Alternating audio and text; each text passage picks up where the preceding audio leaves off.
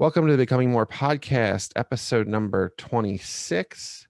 Before we get started, I want to ask all of you to like and subscribe to our YouTube channel and rate and review the podcast on Apple Podcasts and Spotify. It really helps the show. Here in Becoming More, we go in depth talking to some amazing people about how they have changed their lives dramatically and have inspired others to work towards the same. Today, I am joined by Jess, and I forget how to say your last name, so I'm not going to try it again. Jess, how are you today? Good. How are you? I'm good. So as I start each podcast, it's kind of become the thing now.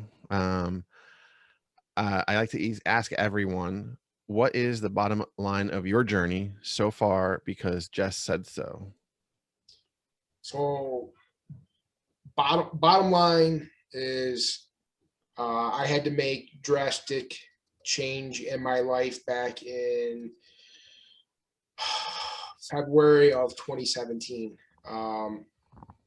I would find myself, I found myself in the hospital with ulcers on both of my legs, and it actually became a issue for me because I never, even though I was always big, I never felt that my weight got bigger than something that I could handle.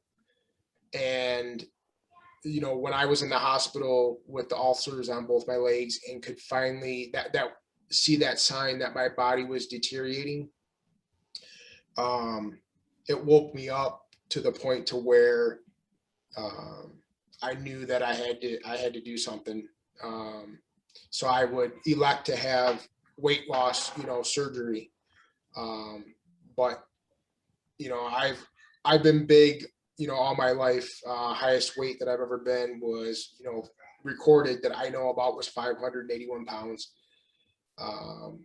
And that was me in that hospital, and I'm sitting there and I can see my body deteriorating. And I had the vision of either, Jess, you're either going to be permanently disabled or you're not going to be here too much longer. And that was kind of the road that I seen myself. I had tried every single diet imaginable, leading up to all of that. And it wasn't until, having weight loss surgery before I had a tool, or at least something that could provide that step for me to kind of figure things out. However, I mean, if you want to count the amount of times that I've lost 100 pounds and then gained it back and lost 100 pounds, gained it back, I'd be a toothpick, right now. But that's kind of the bottom line. I mean, I know there's a whole big, story behind that, but that was my bottom line as far as the lowest point ever for me where I needed to do something. Obviously I'm married. I have two beautiful girls, and you would think that would be more motivation than anything to get me. And it was for a certain period of time, especially when my, firstborn, but the main issue is that I didn't fix, or I didn't have enough willpower to fix what was above the shoulders. And, that's been my new regime, and what I'm focused and working on myself now is just being in the right headspace and mindset. Because I think that's, you can have all the tools in the world with weight loss surgery, or, eating the right diet or whatever, but if you don't fix what's above the shoulders, nothing else will. You'll never fix the true issue, the true underlying problem that got you to where you were. Oh yeah, for sure. The mental part aspect of the journey is like, I used to say nutrition was 90% and exercise was 10%. Yeah. And now I've gone to like the mental thing is 50, and then nutrition's like 40 and exercise 10, or some version of that. But definitely 50 for the mental, because it's so important. And you don't even, it's sometimes like you said, like you could count how many times you've lost like 100 pounds. Absolutely. And gained it right back, right? And so you've done that without having the mental part right. I lost 100 pounds my journey, on this journey, in 2018 to 2019 without having the mental part right, because I followed a plan and I just stuck to it, even though I wasn't in the right mental space at that point. So you also mentioned hospital. So when you were in the hospital in 2017, did you? I'm just curious, like, how old were you then, if you don't mind saying? Yeah. So I'm 42 now. Uh-huh. So what, 39? No. Yeah. Okay. I'm 37 now, and when I was in the hospital in 2016, I was like 33, and I had a pulmonary embolism 623 and all that, and like it was like one of those times where like even though I knew like it wasn't good, I still wasn't totally there, like where I knew I needed to change. Like I still waited a year and a half before I started, really, and it just was like even though I knew, like I knew, I'm like and like when I got out of the hospital, I lost 50 pounds, and I was like, oh, I'm doing good now. I lost 50 pounds. I lost 50 pounds in a week. And it's crazy too, because it's funny when you're as big and massive as like, we were at, 600 pounds, Mm-hmm. 50 to lose 50 pounds is like nothing, Yeah. I don't, I don't want to, I don't want to, I'm overemphasizing that maybe wrongly, because for some people it is very hard to lose 50 pounds, but I'm putting it into the grand scheme of things of, um, it is when you're that large and you've been just totally messing yourself up for so long, Yeah. and eating at such excessive calories or whatever, just a little bit of reducing that at that, when it's that high, Mm-hmm. the weight just, it does. However, the problem with that is, at least in my, situation, is that would happen for me every time that I would go to start something. Mm-hmm. And then I would be like, oh, this is easy peasy. This is a piece of cake. Oh, same piece of cake. I can add a piece of cake, Mm-hmm. because if I'm losing that much, and then it would just spiral to bad habits again. And I would shoot back up, and everything that I had done for a short period of time to lose that 100 pounds, I would find a way to just sabotage it and put that weight back, if not more. Yeah, and it's such a it's like such a it became almost like not a game, but in a way, because I'd see the scale, I'd go on the scale every couple of weeks, and like I'd see it, and it'd be like for a while I was floating around the 570s, and then I'm like, I was like, well, I used to be 620, so that's good. Yeah. But then eventually it goes back up because time and lack of effort and all that goes on. So talked about where you got to. So I like to just start kind of in the beginning with everyone and just kind of talk about, so like as you were growing up, I know you kind of touched on this a little bit when you started your bottom line. Were you like heavy growing up? Like, did you like do sports, or did you just like kind of progress slowly as you got to like adulthood and just kept gaining? So if you want to classify for how doctors say obese, you know what I mean? Mm-hmm. I've been obese since the age of 6 years old. Okay. That's as far back as I can remember where I had issues, I had a problem. However, I was huge and actively into sports. The problem is that I was always the biggest, biggest kid in the class, biggest kid in the room, that type of thing. But I was athletic. I played basketball. I played football. Mm-hmm. I was very, baseball was my sport. Very, very good, at baseball. And What position? first base and third base. Cool. Yeah. Mainly first base. That was like, I mean, my favorite, if for those that know, I live in Michigan, and my favorite, player growing up was Cecil Fielder. Had to be, So, right? I mean, yeah. I mean, So I mean, it's the big fat guy that plays first base. Yeah, it was like, here it is. Here's me. That's me. And I was always the big guy, but But that's where, if I wasn't playing sports or out, with my buddies, playing sports, whatever, I was eating something. I mean, Mhm. I can remember it. It was, the kid things. It was sports, eating, video games. Sports, eating, video games. Mhm. Back then, you know, it wasn't as much video games like you have now. Oh yeah. I mean, I was still video games was saved for rainy days. I was the type of kid that was out on his bike and playing sports and going to friends' house and shooting hoops and that type of thing Mhm. until, the whole cliche or the whole thing of, until, you better be home when the street lights come on, that type of thing, Yeah. you know? Yeah. I was somewhat similar.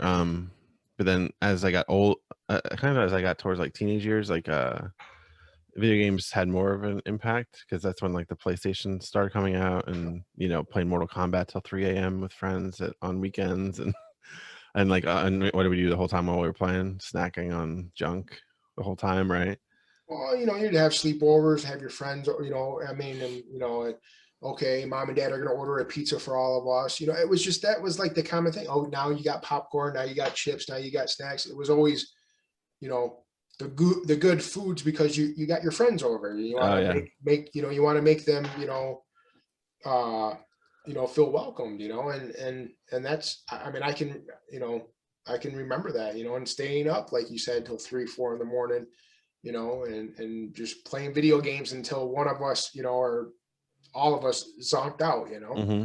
Yeah. So, Yeah, for sure. On the old TVs that were, well, mine was like UHF and VHF, right? But nobody knows what that means anymore. I know, with the AV switch. Yeah. Yep. All right. So you talked about how like you were big, all like growing up and all that since you were 6.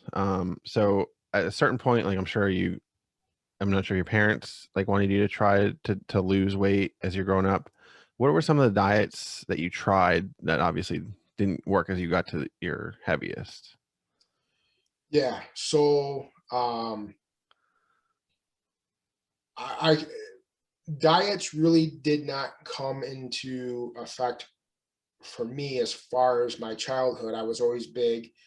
We were the type of family that, uh, I was never told no if I wanted seconds, and if there was enough food for thirds, I was never. It was, Hmm. if he's asking, he must be hungry. That was Yeah. kind of how it went. And I come from, I'm half Irish, half Italian, so it was either Italian type foods were being made, or fried chicken type, and those type of fried foods, Lots of potatoes. yeah, and those types of foods were being Yeah. made. And that was the house, that I grew up in, and there was always more food made than what was needed. Hmm.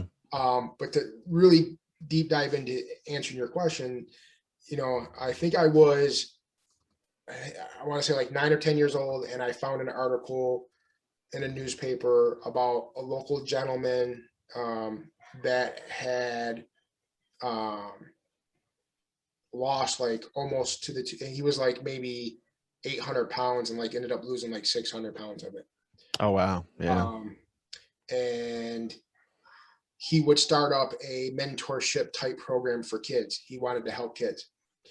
And I can remember bawling my eyes out, because I knew even at that age that I had a problem, you Hmm. know, that I wanted to do something. I took the news article to, um, my parents and said, can I sign up for this? Can I do this? I don't remember how much it cost or whatever it was, but my mom and dad, agreed to it. They put me into that program, and we traded baseball cards. It was co-ed, us kids, same, age group. We'd play sports together. We would meet like once or twice a week and on weekends and stuff like that. And he'd mentor, he'd coach us, he'd tell us, give us some, nutritional type, advice and things to try and do. And, and I lost weight and I was feeling good about myself. And then all of a sudden he didn't start showing up anymore. But we would go and he didn't start showing up. And then it was, where's Larry? Where's Larry? You know, no one knows. And eventually later on, it would come to find out that he was being offered book deals and to travel, you know, out of state and do radio shows and that type of thing and tell his story. And he was creating a, you know, what you see like infomercial type stuff, your $29.95, you know, diet, you know, coach plan thing, that type of thing. That crushed me, man. That crushed me more than anything. And you know, it was a huge thing for me at that time, because even to take that on further, you know, and trying all these other different diets or whatever, I always held on to that situation and what had occurred when I was younger. And I would always, I attribute it to what I like to call success abandonment. Mm-hmm. And for me, what that means is anytime that I would ever have any type of success, and what I mean by success is, you know, a significant amount of weight loss, like these 100-pound, you know, type situations that we were talking about. I would get to a point and I'd freak out, you know, and I would totally crush everything that I had and destroy and just have, you know, abandon everything that I had done. But I mean, I did Atkins at one time. I did Weight Watchers a handful of times. I you know, I've done no sugar, you know, no grains. Which, to be completely honest with you, is kind of like, for me now, just in the last year, since November of this last year, I started keto. Mm-hmm. And I didn't know really how close in comparison no sugar, no grains kind of is to the keto lifestyle. Is no sugar, no grains kind of like paleo, similar to Uh, paleo? um, Somewhat. Yeah. I mean, I mean, it's, you know, you're no breads whatsoever, Yeah. but you know, it doesn't totally restrict the carbs. But when you think about it, if you're not having any sugar, you're not having any grains, you're really cutting the carbs. Yeah, You know, you are. anyway, and I didn't put two and two together or whatever. So when I started up keto in November of this last year and was like, I'm going to give this a shot because it's so close to whatever.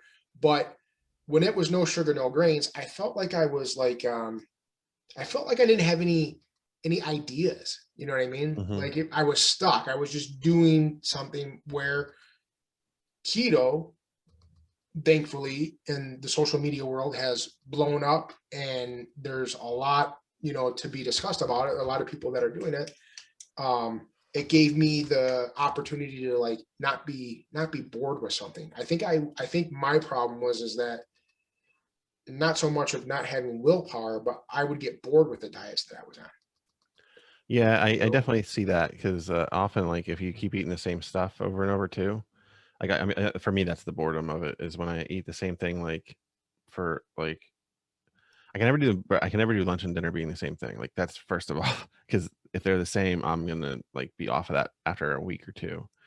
And then the second one is like if I can eat like lunch the same, like for me, I could eat grilled chicken, rice, and vegetables every day, and I'd be fine for lunch for at work. But then like on the weekend, I want something different because I'm like I need something. Usually I carb cycle, so I have carb heavy meals on the weekends, at least one.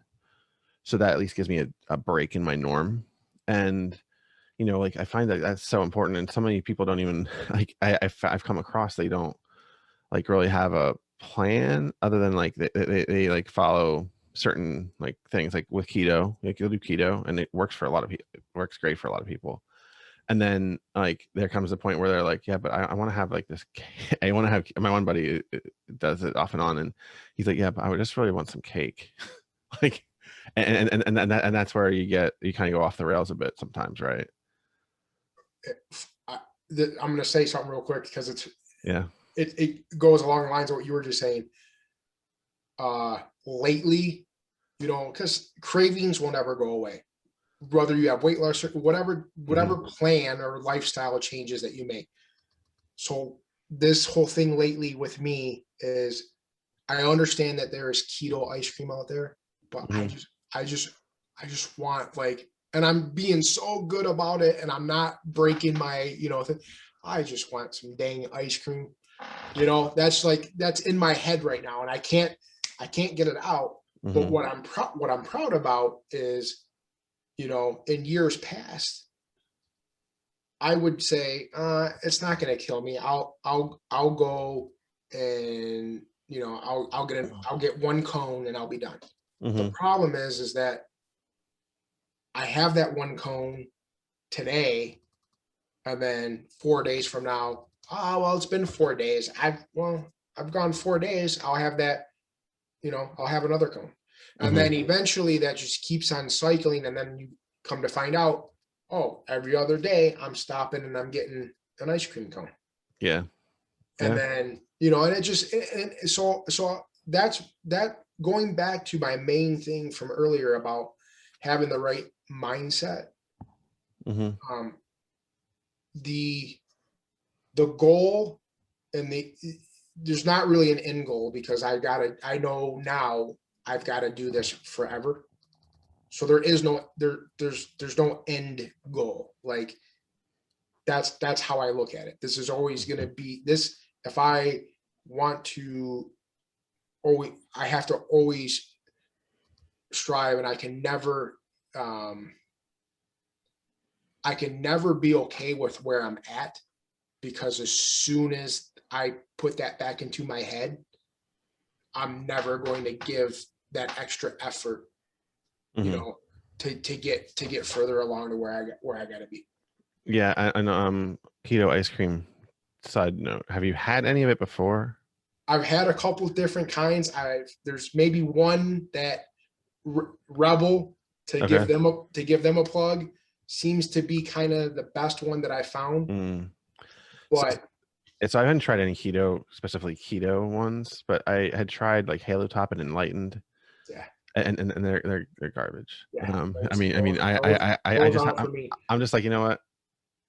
I'll just go buy like I'll go get like something at like if usually if I'm like, I'll just stop at an ice cream place and just get a cone if I really am feeling it on those days.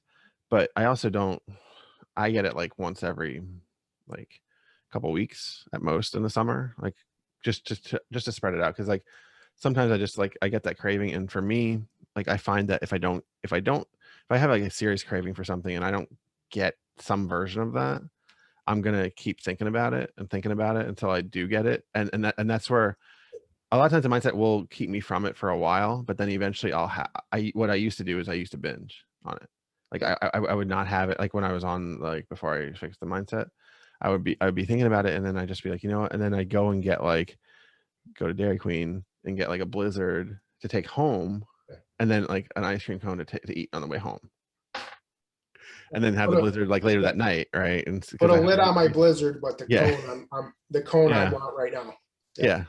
I mean, we've all been there, right? I did those same things. I did those. That's class. I mean, I don't know if that's just Food Addicts 101. The big boys club, or whatever you want to call it. I mean, you think about. I mean, I was the kind of guy that I'd go to work, I'd eat my lunch that I took to work, or we would order out lunch. Then I'd call the wife to figure out what we were having for dinner that night. And if I whether I liked it or I didn't like it, I was stopping at fast food on the way home and ordering something and eating that before I would get into the house, to then, whether I liked it or not, with the meal that was made, or whatever we were going to have for dinner, and I would eat that as well. So I was eating, I was eating 4 to 5 like full on meals, a day, sometimes even more. I was very similar, and I was, when I had Frank is losing weight on a couple weeks ago, months ago. He and I had been chatting, and I said, Taco Bell was, they weren't idiots when they came up with fourth meal as a marketing slogan, Yeah. right? Oh, Because it wasn't just about like going there for a snack. It was, we all went there and spent $30 at Taco Bell where everything's super cheap. yeah. Right So, here. Right here. yeah, me too. You know?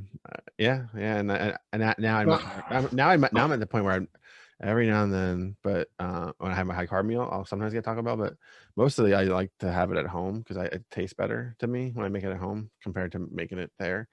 And even just finding ways to make it a little bit healthier than what it would be if I got it at a to-go place. so I don't know if you ever, so I was always embarrassed about how much I would order at fast food places. Mm-hmm. So I used to do tricks like this going through.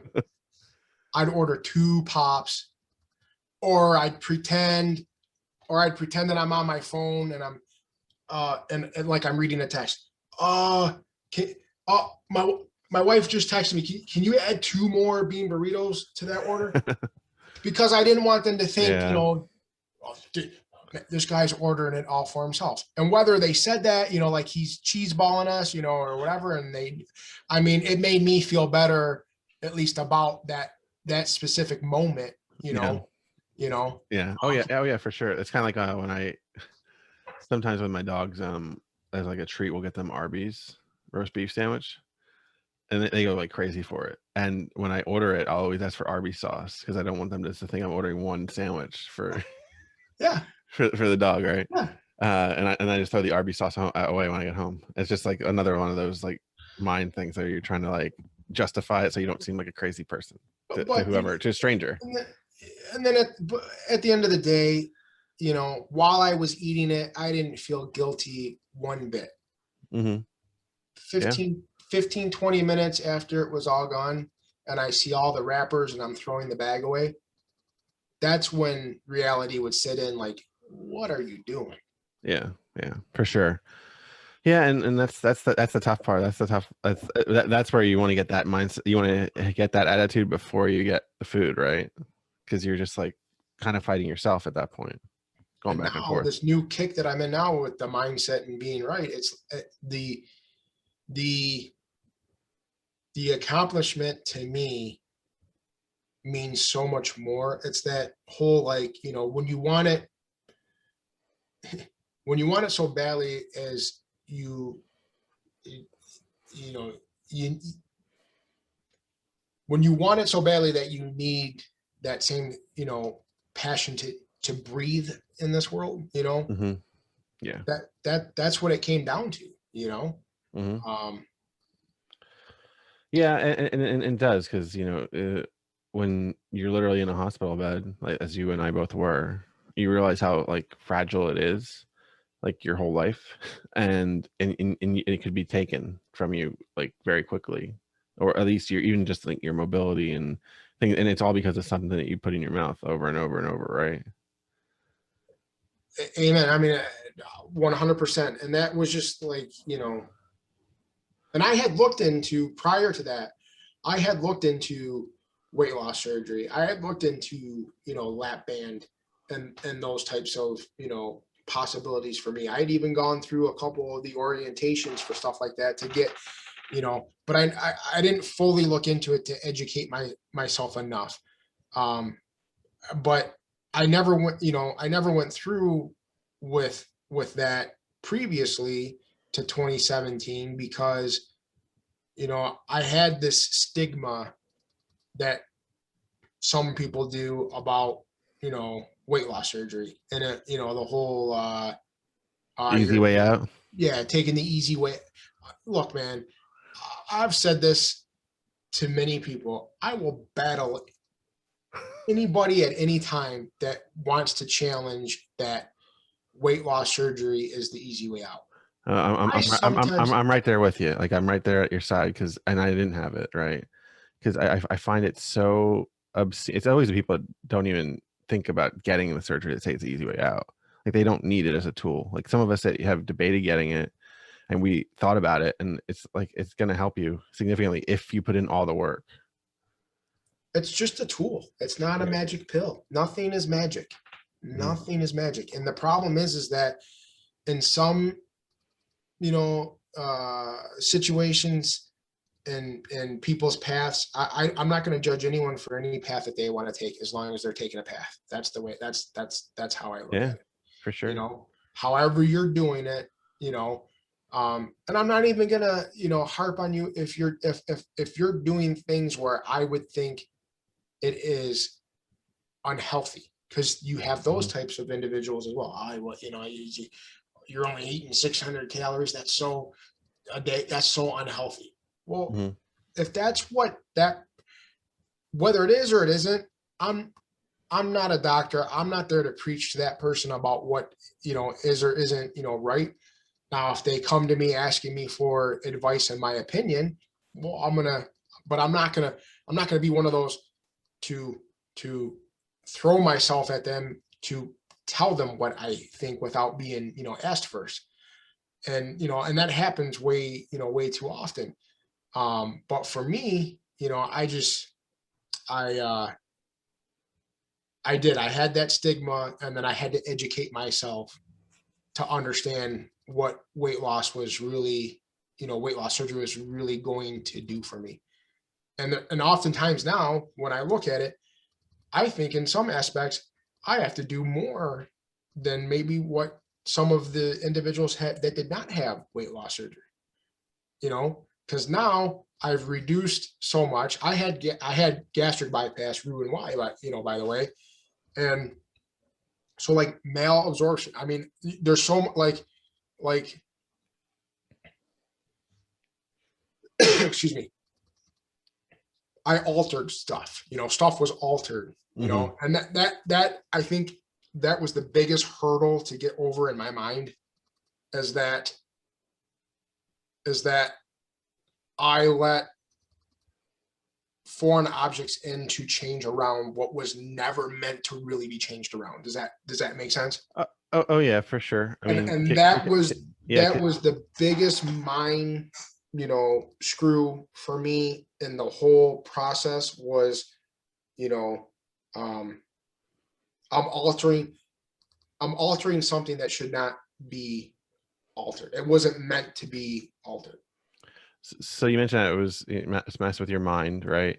Did that because of that mind effing, did that like lead you to not quite did that delay you getting kind of your mindset right, where you just kind of like, even though you had the surgery, like it didn't, like, because we hear stories of people that have the surgeries and they don't lose really, or they lose a little bit, or they even gain even with the surgery. So I had surgery in 2017. I lost a ton of weight, like in the first 6 months. My total weight loss up until 2020 was like almost 250 pounds. Then in 2020, I gained 90 pounds of what I had lost back. Then in November of 2020, I had some reoccurring dreams that kind of shook me to the core, and was another wake up call for me. And that was, there was I was having dreams that my daughters were talking to me as if I were already gone.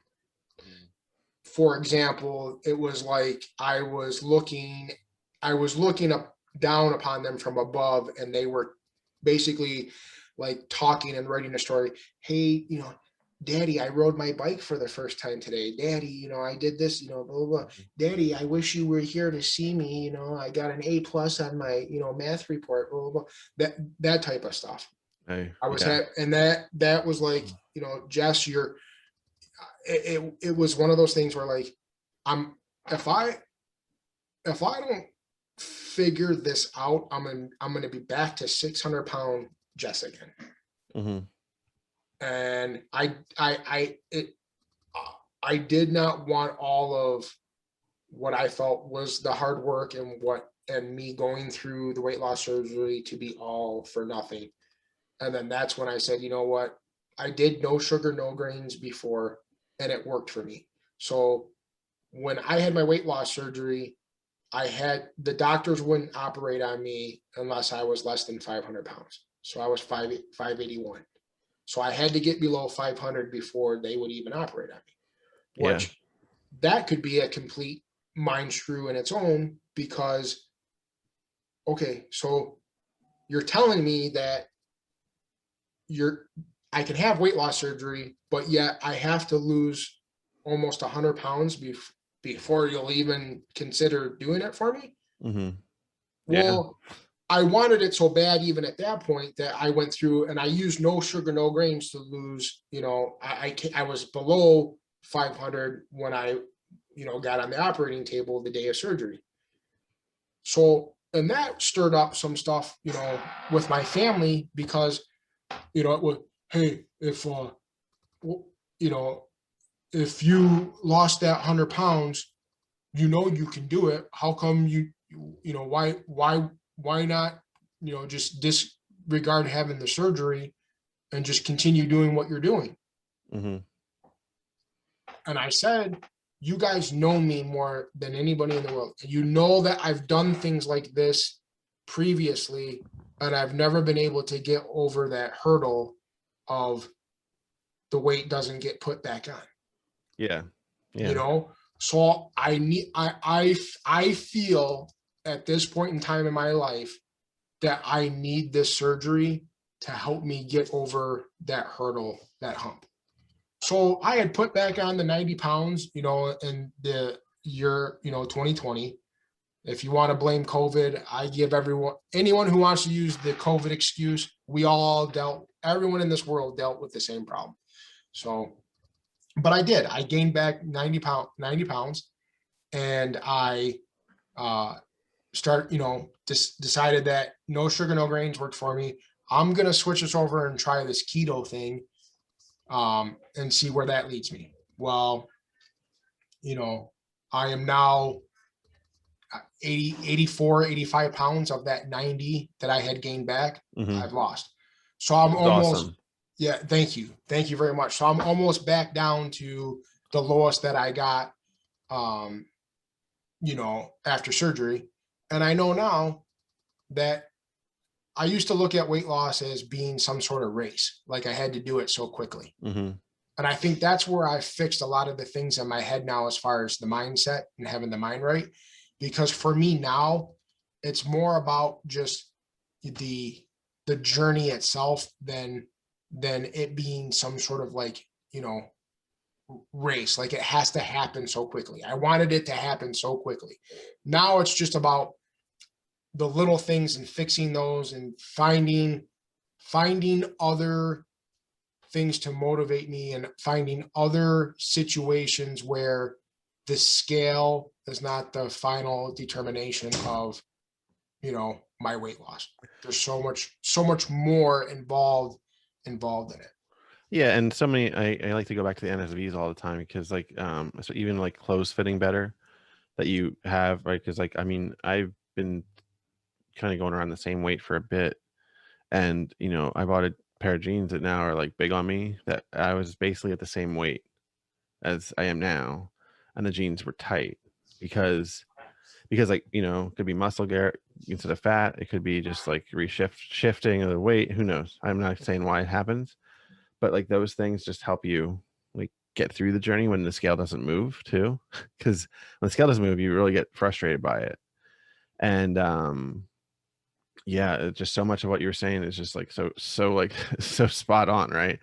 And losing, having gained that weight in 2020 and then losing almost all of it again is just amazing, because now you're almost at the point of going like below that low, right? Yes. And the difference now is, look, any of the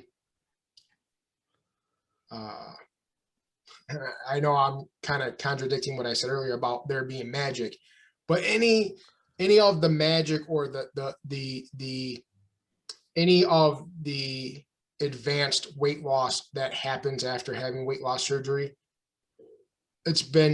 I'm so far past that. So since last November, this has been all me this time around. Mm-hmm.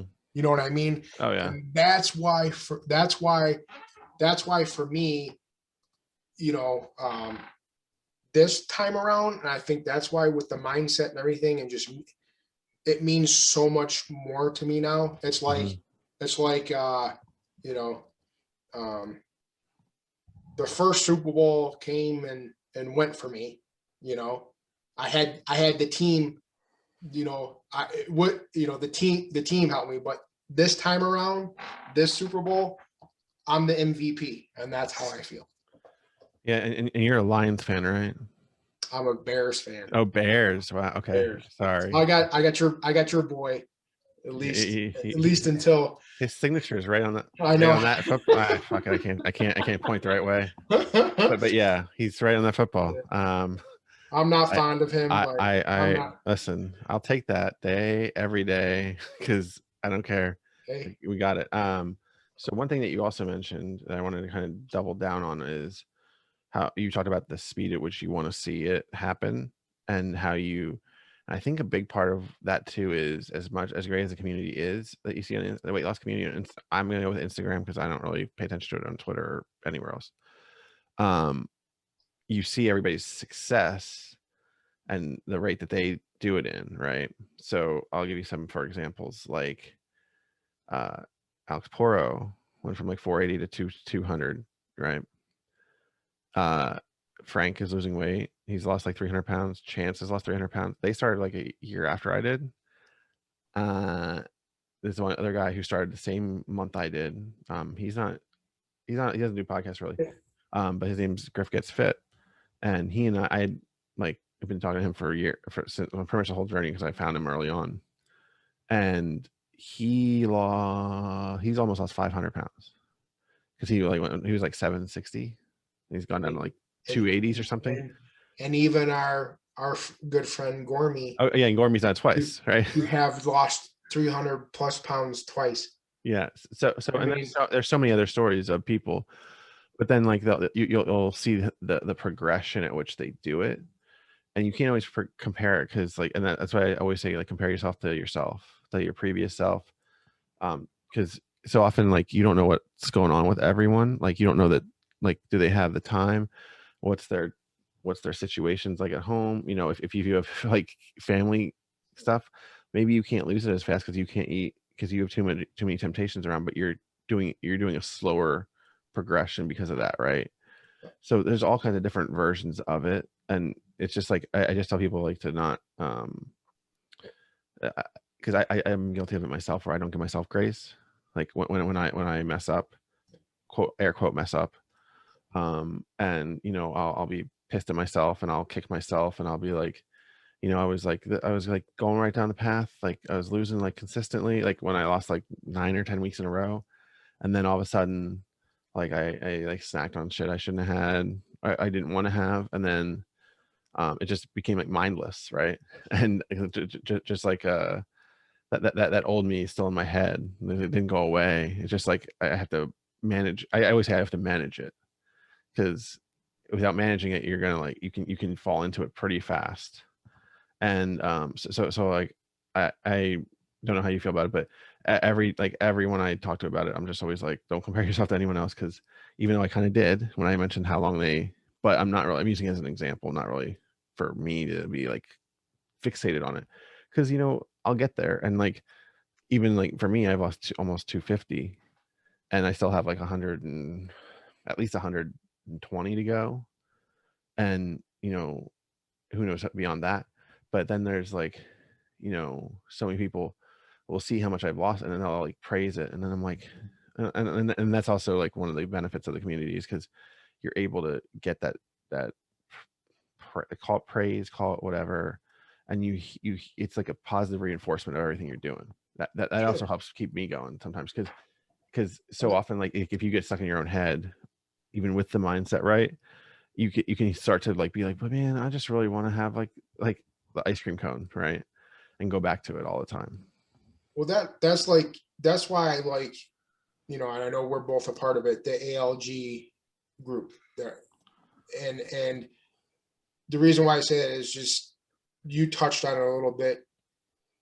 I sometimes will end up saying the negative things, like where I don't give myself enough credit for the accomplishment of the amount of weight that I have lost. Mhm. And it takes someone to remind me, look, Jess, you've lost over 200 freaking pounds. You know, you've lost Mhm. almost 250 pounds. You have lost 250 pounds at one time. That's like two people, Yeah. you know, and it puts it back into perspective. And where I wanted to race and have this weight loss, and I think it's natural for all of us, just a human, it's just in us to compare. We've been we've we've been programmed to do that. I Mhm. mean, at the very beginning, before we jumped on here, and I was asking you what your heaviest was, because I do. You and I follow each other on Instagram. I've looked at your pictures. I've looked at where you've come from or whatever, and I see a lot of similarities, even in body structure, what you're doing. Um, I mean, I'm not gonna lie. I think I seen you. You were doing something, and there was a picture taken. I think it was with you were with uh John or whatever in Phil, and you went to Philly or something. Yeah, yeah, yeah, it was with John and Kenny, and Yeah. went to And Philly. you were like in a t-shirt and shorts. And I'm like, oh my God, that's me. You know what I mean? But Yeah. it's just it's natural to do things like that. Or, and I think the difference with me now is, in the past, if I wasn't doing it as fast as the other people that were somewhat similar to me, Mhm. that would derail me. And I'd be Yeah. like, or like you were talking about having stalls and stepping on the scale and stuff. If I Now when I step on the scale and I don't see anything, it's like what I was saying earlier. I look for other, I don't base everything on that number on the scale now, Yeah. where I used to before. Mhm. And that has kept me in check for not, like, you know, in previous times when the scale wasn't moving, I would say, oh, screw it. And I would be like, oh, well, I'm trying this damn hard and nothing's happening, and Mhm. the scale's not moving. Well, screw it. I'll go eat a bag of chips. I'll go, I'll order a pizza, that type of thing. I'm not doing those things now. And it's rewarded me, because what doesn't happen today, tomorrow, or the next day, a week and a half from now, even if it's 2 weeks, I know if it goes longer than 2 weeks, I got to adjust something and figure things out. Yeah. Yeah, of But course. it's very amazing to myself that you may not something may not happen for 3, 4, 5 days, and on the sixth day, it's like, oh my God, what, like, you don't eat.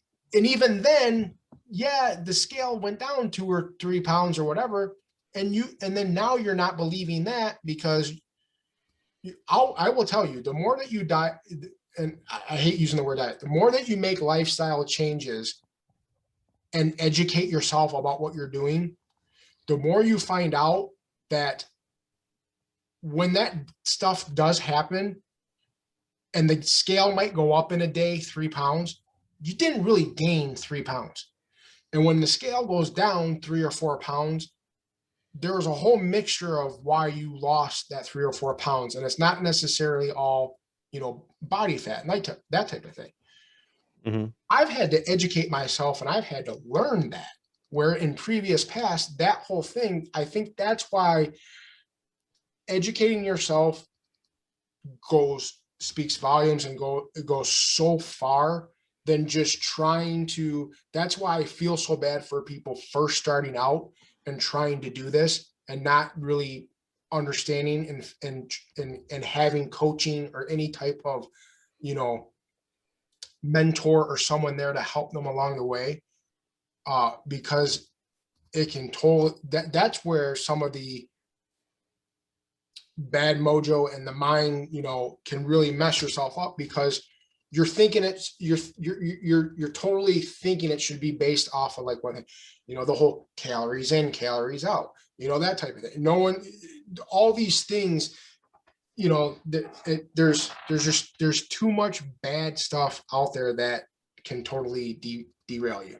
Yeah. Go into a local grocery store and go to the magazine rack. and you've totally lost.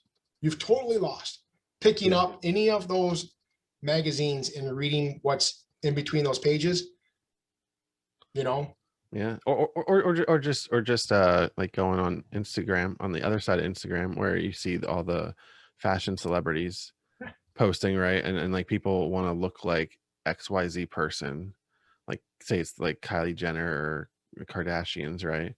And but then they don't think about the fact that like these people have so much money and work that they get done, and not to mention the amount of Photoshop Time, skills that get used personal on all the chefs, photos.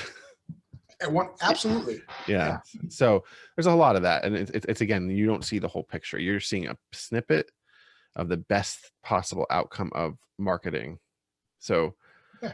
then that's where like you just got to stay. It's like so people say like trust the process, which I, as a Sixers fan, I freaking hate that because I hate the process.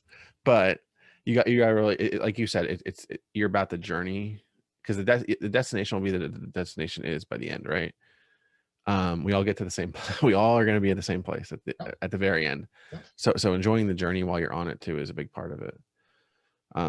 Speaking of journey, because I want to get back to your journey, so like I like to ask a guest like where, so obviously we know where you are today because you just talked about it. Like where do you want to see yourself in, say, like a year from now, in like the summer of, well, we're in November when this comes out, so let's say by the end of 2022, where would you want to see like your journey be? I would hope that I'm using bad words again. That's fine. Go Yeah. ahead.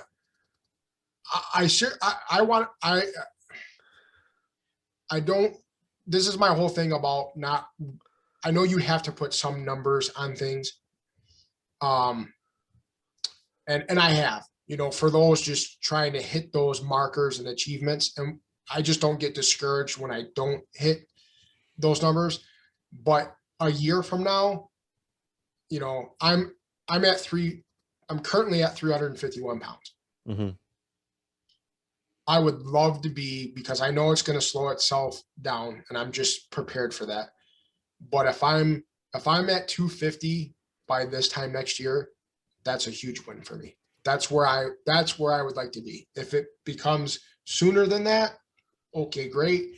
And if this time next year we're still talking and I'm only at 300, well, that's 50 pounds less than where I am right now. You know, still progress. It's still progress. And what I want to see from myself going forward and then this next year is that I don't have another relapse like I did in 2020 and so, where one of my famous sayings is, stop making life your excuse, make life your reason. Like it. Yeah. What I mean by that is people let life get in the way, and and people use life as the excuse. Mm-hmm. This happened, and look, man, you're always going to have a bad day.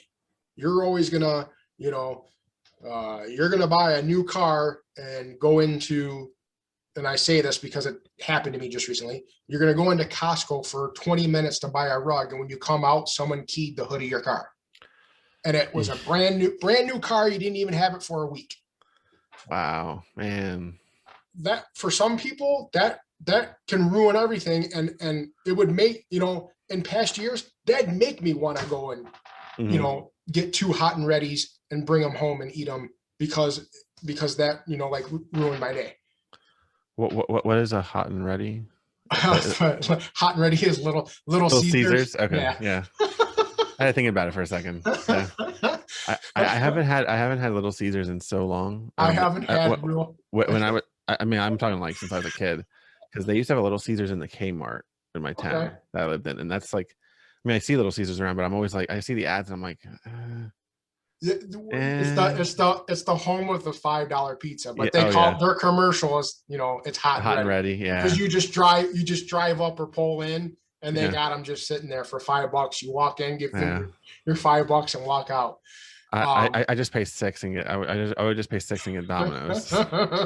Yeah. But I mean, it's those types of things. So a year from now, I just don't. I want progression. You know what I mean? Yeah. I want progress. Mm-hmm.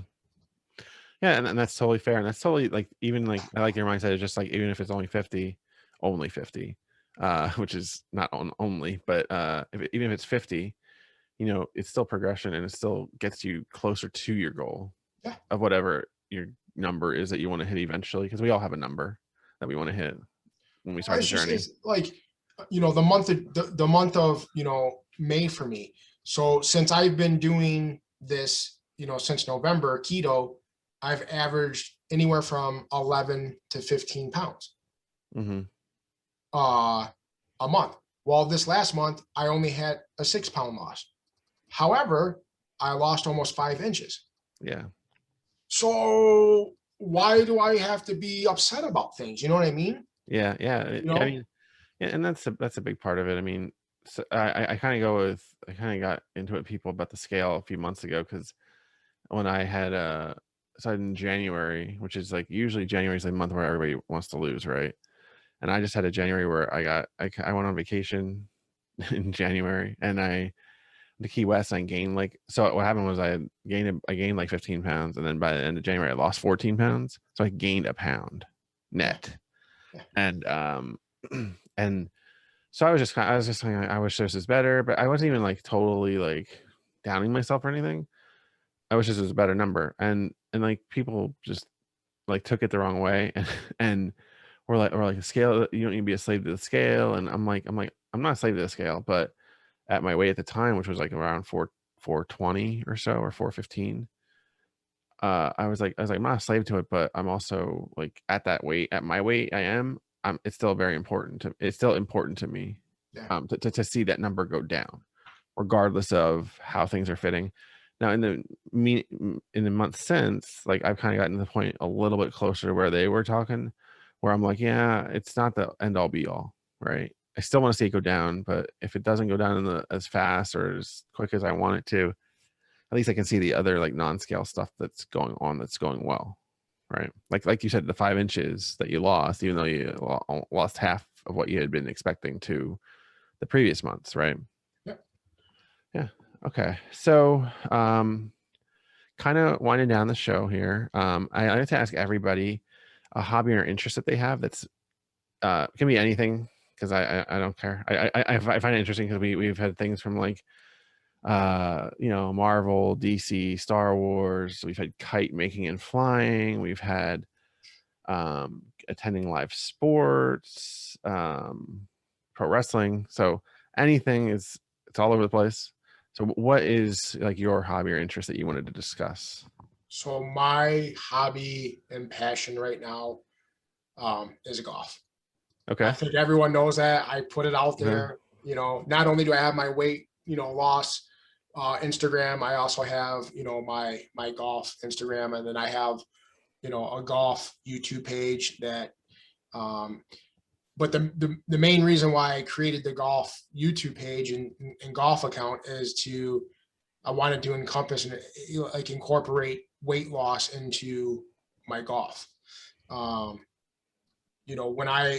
uh, when I was recouping after my surgery, I didn't have to, but it was provided to me. I took a month off from work, Mm-hmm. and my friends, I got some friends that are really avid golfers and love to golf, and they would always want me to come golfing with them. I could never golf at 600 pounds. There's no way. There's no way that I could go and even enjoy myself. But it was funny because I've always, I grew up always playing baseball. Like baseball was like my huge love, Mm-hmm. but unless I was able to commit, which is hard with work and everything, to a co-ed like softball team or whatever, to be, you can't just go and say, oh, I'm going to go play softball today. I'm going to go play baseball today. Yeah. So I had to find something, because I had to incorporate sports somehow, because that's in my bloodstream, you know. Mm-hmm. So while I was recouping, I'm flipping through the channels and golf is on. And I found myself watching it. And I found myself, hey, maybe I should give this another, another shot. So I was like, okay, yeah, I want to have something and have some, you know, some time, with my buddies, and figure this out, and I used that as a tool for motivation for my continued weight loss. And I used golf, and now it's just I can't get enough of it. Yeah. So I'm not a golf person. My dad and my brothers are. How many clubs have you broken playing golf? I haven't broken any yet, thank Okay, God. okay, Yeah. okay, You yeah. mean you mean accidentally or being angry or We'll go with either. either? Nothing. Have I wanted to? Absolutely. But they're an investment and they're a little bit too expensive to. I guess if I had, an old one or whatever, but even accidentally, I haven't broken anything yet. So. Okay. Have you gone to any like golf events, like big tour stuff? So yeah, so in 2019, the PGA Tour hadn't been here in Detroit in like many, many years. Mm-hmm. And they brought it back to Detroit for the Rocket Mortgage Classic. And I went in 2019, the first year that they did it. Last year, obviously, they had the event, but didn't have any you couldn't go to it because of COVID. And then they just released tickets for it'll be the 4th of July weekend. So they've opened it back up to allow. So it's actually my early Father's Day, present from my wife. She bought me my ticket to go back. So Oh, awesome.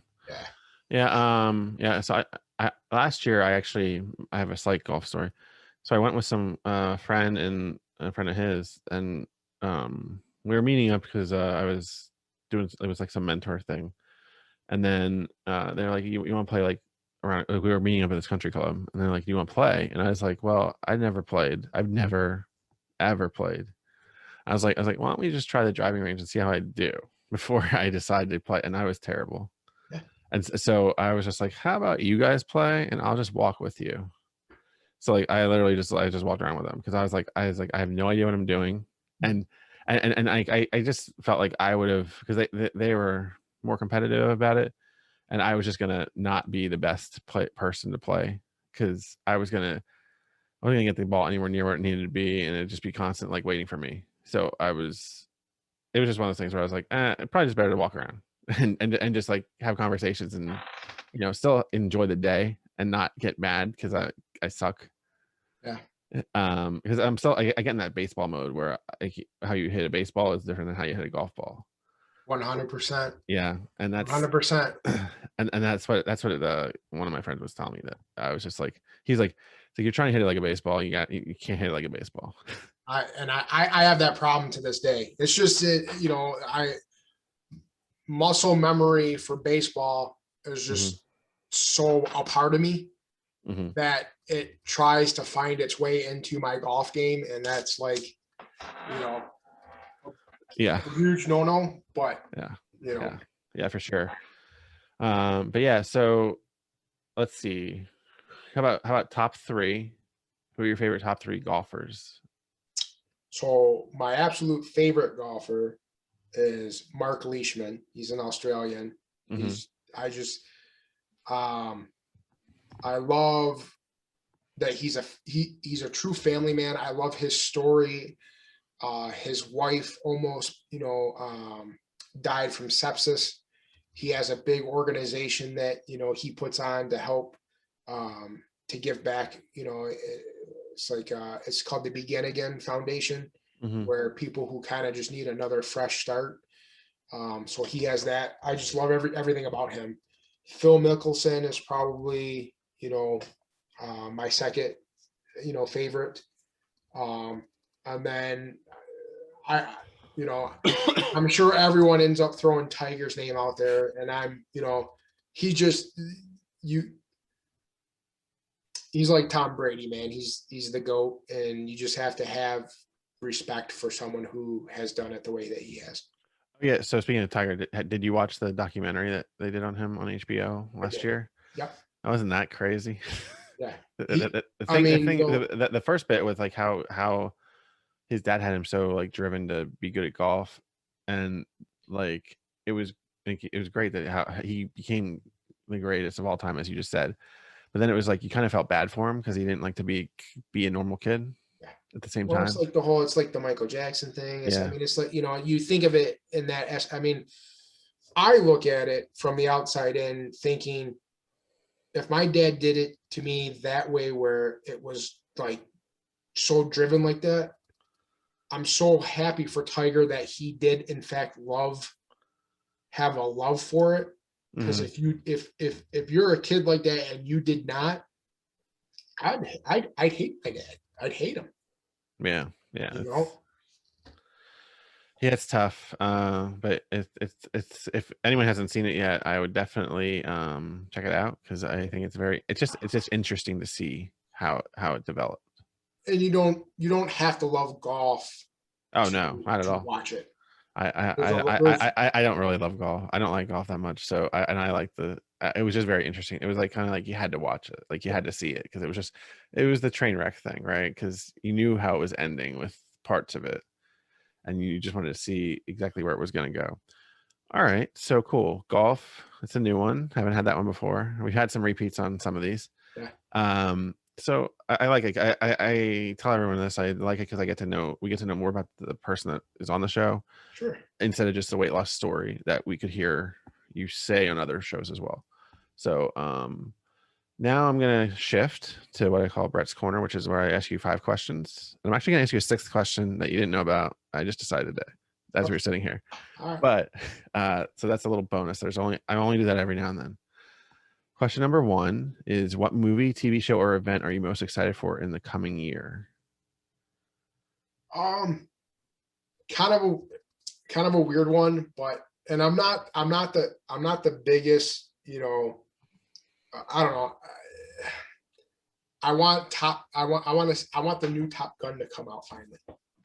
Yeah, yeah. I believe it's December or Yeah, November, yeah. December, somewhere in there. It might be up as we're talking. I don't know as this publishes. But yeah, somebody else had mentioned that a couple weeks ago, and I'm intrigued just because it's been so long. Because it was like what, 86 was the Yeah, last one, about so that we're time. Yeah, talking about we're talking 35 years yeah, difference. yeah. It was supposed to come out like a year ago, but COVID. So yeah, I'm intrigued to see where it goes, and I'm kind of intrigued that Tom Cruise's character is still just a captain, and not like never got like higher than based on the trailers that I On the saw. storyline, yeah. Yeah. But I'm not the biggest Tom Cruise, fan. I Hmm. mean, there's a few movies, obviously, that I like, of his. But that particular movie, I just loved it. And now with technology that has changed, and then remastering the first Top Gun and you putting it into a surround sound type Hmm. system. Yeah, yeah. It's I just, you I feel the think, need, right? yeah, you do. And I think I was watching a little bit of a half documentary about them doing some of the filming for the new, and how um, the obviously they're faking some of what is going on, but they actually put these actors up in the sky to actually really feel what it's like to have those G's, Hmm. so that they would really understand when they're filming just exactly how the body's going to feel in that moment. So Yeah, and just intrigued by it all. I mean, I think it'll, I I hope it doesn't disappoint. That's all. yeah, and I think it's pretty cool because you can really like see something that you never thought you'd see again. When did you ever think you'd see a Top Gun movie come back? Right, especially like you're talking Tom Cruise made that in his 20s, and now he's in his 50s or 60s. So it's been a long time, and I I didn't mean, I didn't I would never call that a great movie, but it's fun. I didn't think I'd see a Coming to America sequel, and I still didn't see it. that I'm would. I'm sorry, I'm spoiling it for everyone. no. You go right ahead, That because that one. I actually don't like. I'm not a big fan of the first one. I know that's Oh, a hot that take. was like I that's know one that's of a hot my take, but that is one of my favorite movies. And I think because it was one of my favorite movies, the sequel did not live up to expectations. mhm. And I was, it was a letdown for me. Yeah, that's what I've heard. I've heard the sequel didn't live up for people's expectations, and which is unfortunate because you put so much stock in it because you want it to be good, And right? then they delayed it, and it was supposed to be released here. Then they released it on, Prime, and there was a whole big hoopla around, the whole, you know, creating it or whatever. But I'm not going to say I didn't laugh at certain parts, but it was just, I don't know. I think the writing and the storyline could have been better. Yeah, So yeah, for sure. I'll leave it at that. All right. So question number 2 is, what are 2 non-health related goals you have for the next year? Non-health related goals. Um, so I think I want to further my um, education and tooling for my career and for work. There's some certifications and stuff that I want to go after. So I'm looking at that. So that's one. And Um, what do you do for work? Like, I'm a service desk manager for an IT company. oh, cool. All right. So I work in technology as well, so okay, that's yeah, another thing we have in common, right? yeah, absolutely. So and that's it's like it's one of those if you don't use it, you lose it type thing, Hmm. and you know technology is so vast, and it changes so quickly that you gotta keep your own self on your own toes. Um, Yeah. to stay current with everything. Um, but with things changing and everything, there's some certifications and stuff out there for some of the products that we even sell just to be certified. Um, and what we're pitching to our customers. I think it's important even for myself that I get a little bit more involved in getting acquainted with those. Yeah. Cool. All right. Question number. Well, that's just number. That was one of the goals, right? Or was that both? Did you say both? Yeah. Yeah. Okay. Sorry. Question number 3. If someone came to you saying they were lacking motivation to stay consistent, what 3 pieces of advice would you give them? I think it's part of my logo. I think it's part of my um, what's on my hat too, is the continue to work hard, stay consistent. And this has been we've been discussing this all night. It's just be patient. Hmm. Be patient. It will happen if you can just work hard, stay consistent, be patient. I've come up with those words for myself, and they've they've been the glue in this new part of my journey. Awesome. All right. Yeah, it's very true. Patience is a virtue, and it's very key. All right. Question number 4. What have you discovered most about yourself during your journey or transformation that surprised you the most? That the body, along with the mind, but more so the body, because the body is more capable of doing things than you ever thought were imaginable. Yeah, very true. And what would normally be the final question? If in 150 years science fails to save us all, and all that is left is a book about your life, what would the title be, and what would the blurb tell us about Jess? Uh, this is a good one. Um, I just, I think it would. I'm not sure exactly what the title would be, but I know the blurb would be, um, and that the back of the book would just basically tell you that um, this is someone that had to overcome huge obstacles in their life, but have had, finally found a way to beat the one thing that has beaten them for their entire life. Awesome. I like it very much because it's so true. Yeah, I'm finally able to say that, Brett, and believe it at the same time. Oh yeah. I totally get it. All right. Now, last question, bonus question for, you get bonus points. I don't know what that for. I don't know what you can cash them in for, but something one day. I'll buy you something one day if we ever meet up, right? I'll buy you a drink. I'll buy you a water. Deal. Deal. Okay. So next week, I believe next week is Thanksgiving. What is your favorite thing you like to do on Thanksgiving, whether with your family or that you've always loved to do since you were a kid? Well, obviously football is included in that somehow. But one of the things that I had to give up, and I'm not saying that I had to give up, but I choose to give up. And it's one of my favorite things about Thanksgiving is homemade real stuffing. Oh yeah. Yeah, man. That is, that's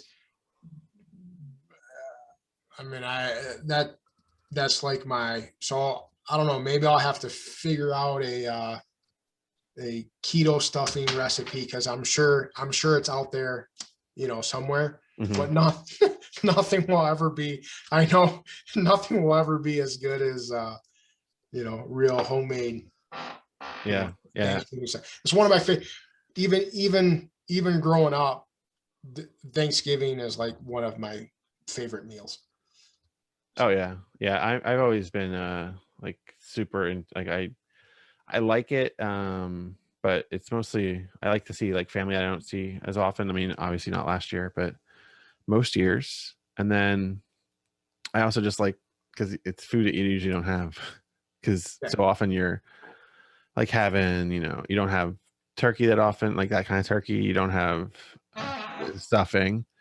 You don't have pumpkin pie all year round, right? So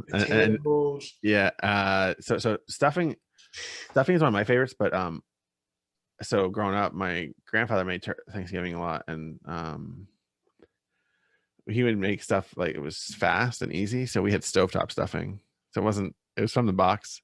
Sure. But man, every time I eat it, I love it. Like I can eat it all day, and it is so bad for you and so much salt in it. And but every time I have it, I'm like, yeah, this tastes good. This is the good stuff. And I mean, I have it in my cabinet right now, but I only make it every once in a while, like once every 4 months or something, with like something. Depends what it is. Awesome. But yeah, I just figured to ask because we're right around hot Thanksgiving and get to know more. And I think next week, I think next week's episode is gonna be like a special all about Thanksgiving. So stay tuned for that. But yeah.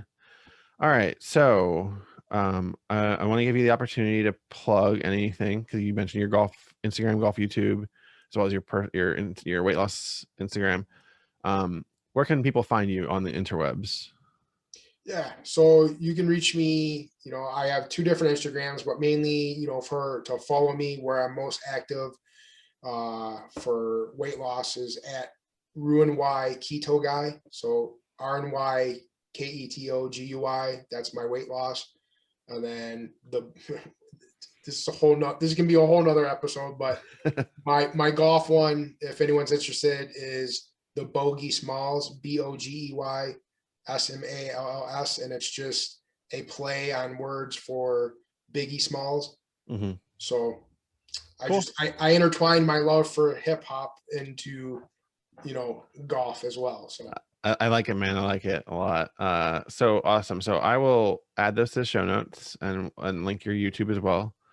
And so get some traffic over there. Check them out on YouTube, sure. Especially because I know YouTube views are nice to have when you see people watching your stuff.